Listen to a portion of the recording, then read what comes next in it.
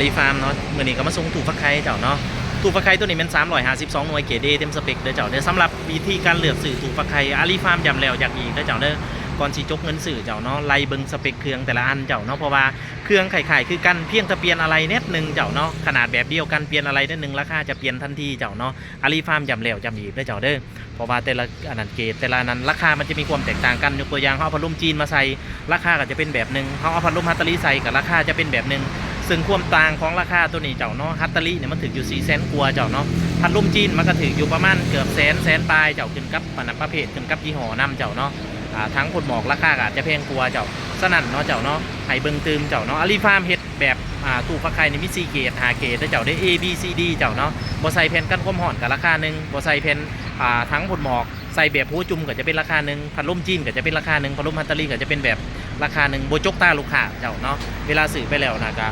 เพื่อนๆก็อุ่นใจเจ้าเพราะว่าเฮาเฮ็ดเป็นสเปคให้เจ้าเนาะเลือกซื้อมันก็ง่ายเจ้าขอบใจหลายๆที่ติดตามรับชมเด้อเจ้าเบิ่งรีวิวตืมไข่คือ176หน่วยเด้อเจ้าเด้อไข่คือกันเจ้า